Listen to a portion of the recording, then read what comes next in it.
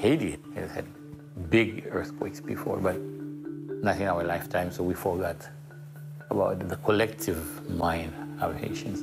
We've forgotten about it, so that there was no preparation, no preparedness at all.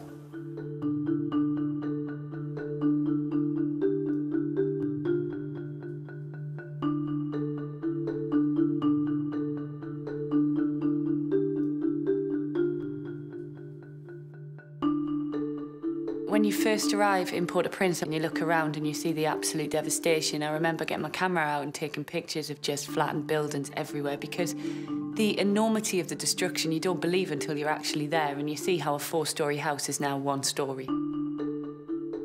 Seeing bodies at the side of the road, which have been removed from the rubble, and then driving on. You arrive and you're immediately working like 16-hour days, there's no let-up. Resources are already flooding in back in the UK. How do we get those resources deployed quickly to help the response move quickly as well? Where are the most vulnerable people? Where are the poorest people? Where are the people with the least resources? We want to put our efforts there. When the disaster happened, people just fled to the church. The very first days, really, our partners were just giving out emergency relief to these thousands of people that they suddenly found basically in their back gardens that were looking to them to support them. So we were able to give money immediately and just say to the partners, just spend all the money you've got and we'll reimburse you. Pastors very calmly organising people into coordination meetings about water, about toilet use, about maybe potential food distributions or education, which is one of the priorities. Pastors coordinating that, amazing people.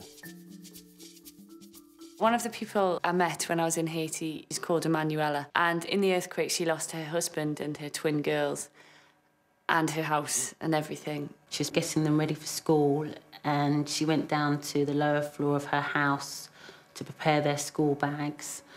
And that's when the earthquake hit. And when she went back upstairs, she couldn't find her children and her husband died instantly. And she just had to flee the house. She told me her whole story about knowing her husband from childhood, and they grew up together, and how she met him at a party and how he wrote his telephone number on a dollar bill and gave it to her. He did everything for her. He was like a father, a brother, and a husband to her. You know, and she was just devastated. And I think that was probably one of the saddest moments where you can't see a way out for her. But again, I asked her where her faith was, and she said, God knows what he's doing. I survived for a reason. So in the sadness, there's this big hope still. What I love about Tearfund is that it believes what Jesus says. When Jesus calls the church to be his body on earth, it believes that we can do that we're called to do that, and it goes ahead and does it. We went to visit a children's club near Liagan, and it's something that Tearfund had set up, and they're in places sometimes where children have had no access to education at all. And I remember we walked into the compound where they were, and there was just the loudest singing you've ever heard in your life, and it was just so enthusiastic, and they were all going for it, and everybody was looking so happy. And I was asking my translator, what are they singing about? And he went, oh, they're singing about washing their hands. And they were so excited, and it sounded so beautiful. And the teachers that we have there are amazing. They're just inspiring. You know, my prayer is, Lord, let these people get their lives back on track and help us to help them to step by step move forward. I'm glad I can be part of it. I'm glad when I meet someone like Emanuela that I can come home and I can write a story and I can show the photographs and people can start to care and people can pray for her. And she doesn't know. She doesn't know that she's got people praying for her all over the world, but she has. And because of my faith, I know that's making a difference. So that's an amazing privilege, and I'm very glad to be able to do that.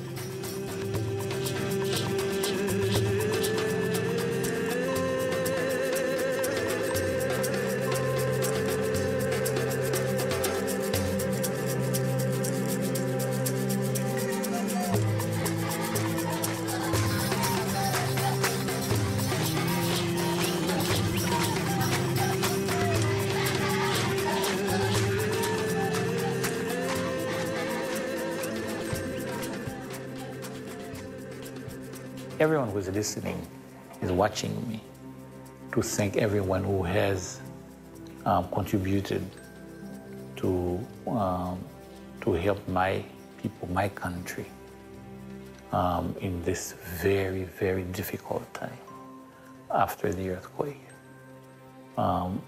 There is no way we could have done it alone.